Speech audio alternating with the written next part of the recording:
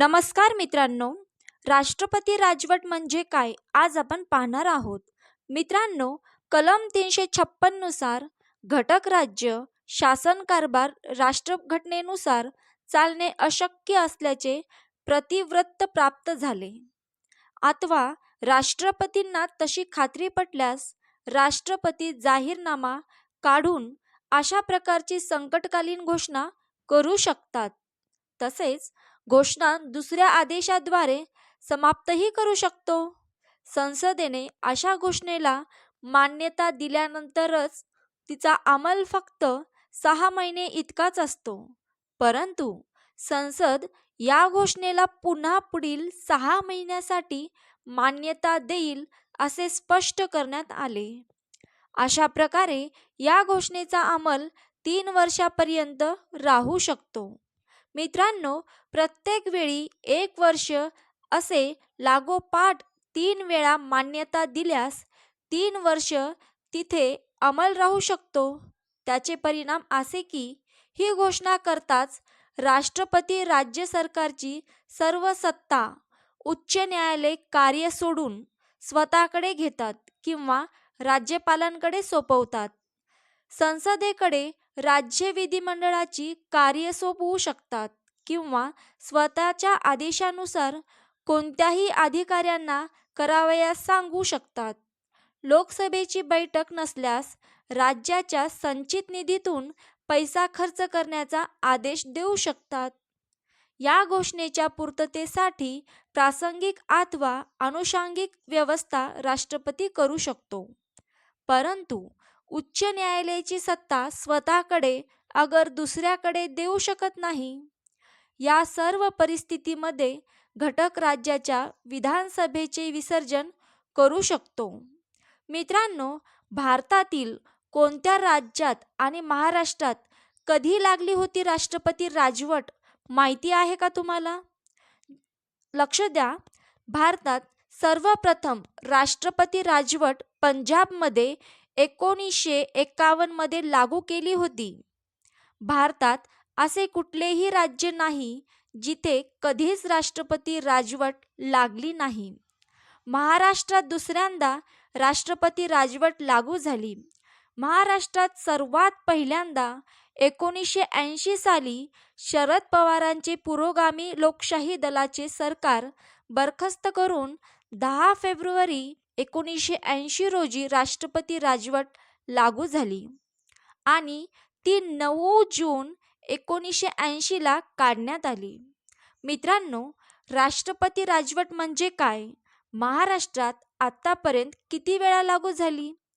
उद्योगपती मुकेश अंबानी यांच्या घराजवळ स्फोटकांसह सापडलेल्या गाडीपासून सुरू झालेले प्रकरण, आता सचिन वाझे, मनसुख हिरेन हत्या, परमवीर सिंग यांच्या लेटर बॉम्ब, अनिल देशमुखांच्या वसुलीचा आरोप आणि राज्यात राष्ट्रपती राजवटीची मागणी इथपर्यंत येऊन पोहोचली होती.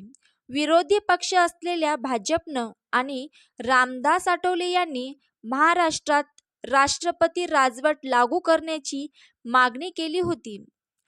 रामदास आठवले हे राष्ट्रपतींची भेट घेतले होते, तर देवेंद्र फडणवीस यांच्यासह राज्यातील भाजपच्या दिग्गज नेत्यांनी राज्यपाल कोश्यारी यांची भेट घेतली, राष्ट्रपती राजवटीची मागणी केली होती. महाराष्ट्रात राष्ट्रपती राजवट लागू करण्याची मागणी राज्यसभा आणि लोकसभेत भाजप खासदाराकडून करण्यात आली. लोकसभेत भाजपचे पुण्यातील खासदार गिरीश बापट, पूनम महाजन यांनी, तर राज्यसभेत प्रकाश जावडेकरांसह इतर भाजप खासदारांनी महाराष्ट्र सरकारवर टीका केली होती. तसंच अपक्ष खासदार नवनीत राणा यांनीही भाजपच्या खासदारांना साथ दिली. राज्यातील विरोधी पक्ष भाजपनं सत्ताधारी महाविकास आघाडी सरकारच्या कारभारावर ठपका ठेवत राज्यात राष्ट्रपती राजवटीची मागणी केली आहे. मात्र राष्ट्रपती राजवट नेमकी कधी लागते आणि राज्यात आतापर्यंत किती वेळा राष्ट्रपती राजवट लागली आहे याबाबत तुम्हाला माहिती आहे का? तर जाणून घेऊयात त्याबाबतचे सर्व काही. मित्रांनो, राष्ट्रपती राजवट म्हणजे नेमकं काय? राज्यातील शासकीय कारभार संविधानानुसार चालणे शक्य नसल्याचा अहवाल राज्यपालांनी राष्ट्रपतींना दिला किंवा राष्ट्रपतींची स्वतःची तशी खात्री पटली तर राष्ट्रपती त्या राज्यात राष्ट्रपती राजवट लागू करू शकतात.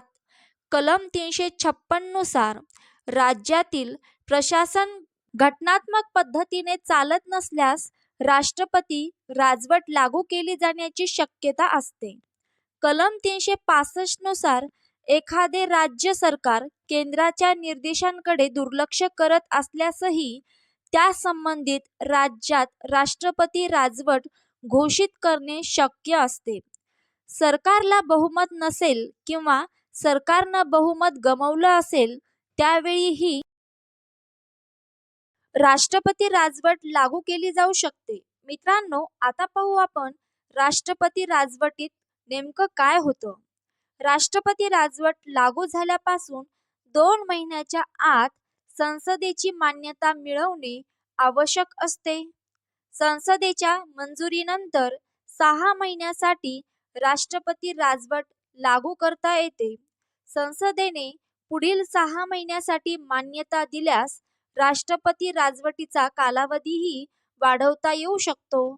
संसदेची मान्यता मिळत असली तरीही कोणत्याही राज्यात जास्तीत जास्त 3 वर्षापर्यंत राष्ट्रपती राजवट लागू करणे शक्य असते. राष्ट्रपती राजवटीत न्यायालयीन वगळता राज्याची सर्व सत्ता राष्ट्रपतीच्या हाती असते. राष्ट्रपतीचे प्रतिनिधी म्हणून राज्यपाल राज्याच्या मुख्य सचिवांच्या साह्याने शासन चालवतात. राष्ट्रपती राजवटीत काय होतं आता ते पाहू. राष्ट्रपती स्वतः आदेश देऊन राज्य सरकारच्या सेवेतील कोणत्याही अधिकाऱ्यांना कारवाई करण्यास सांगू शकतात. लोकसभेची बैठक नसल्यास राज्याच्या संचित निधीतून पैसा खर्च करण्याचा आदेश राष्ट्रपती त्या कालावधीमध्ये देऊ शकतात. मित्रांनो, राष्ट्रपती राजवटीतही उच्च न्यायालयाचे अधिकार अबाधित असतात.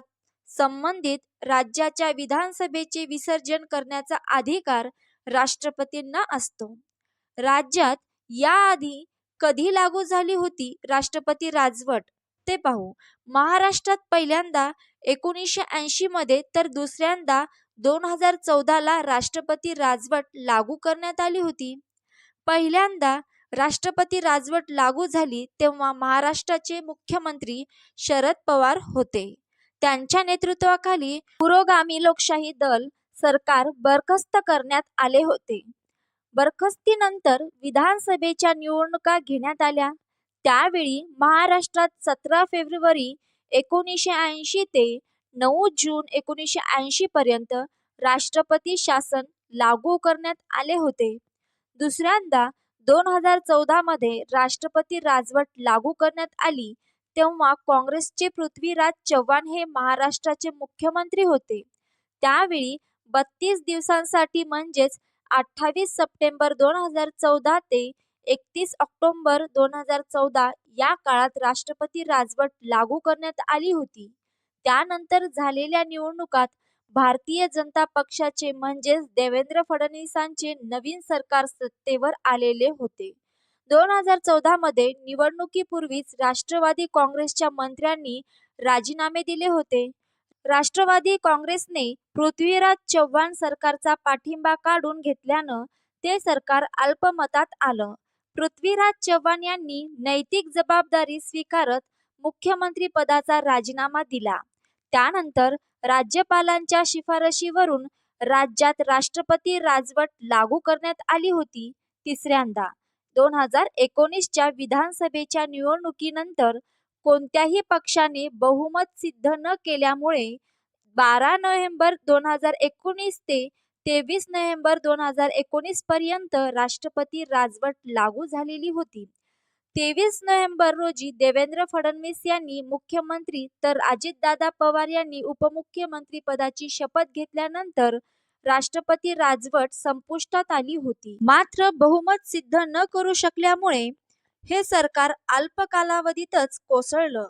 त्यानंतर उद्धव ठाकरे यांनी बहुमत सिद्ध करत मुख्यमंत्री पदाची शपथ घेतली होती. मित्रांनो, यावरूनच तुमच्या लक्षात आले असेल की महाराष्ट्रात राष्ट्रपती राजवट किती वेळा लागू करण्यात आली आणि राष्ट्रपती राजवट म्हणजे काय व त्याचे काय परिणाम होतात, त्याचे काय कारण आहेत, हे सर्व काही तुम्हाला कळालेलं असावं. मित्रांनो, हा व्हिडिओ जर तुम्हाला आवडला असेल, ही माहिती जर तुम्हाला उपयुक्त वाटत असेल, तर प्लीज चॅनलला सबस्क्राईब करा, व्हिडिओला लाईक करा व बेल आयकॉन प्रेस करायला विसरू नका, ज्यामुळे माझे रोज नवनवीन व्हिडिओ तुमच्यापर्यंत पोहोचतील. Thanks for watching.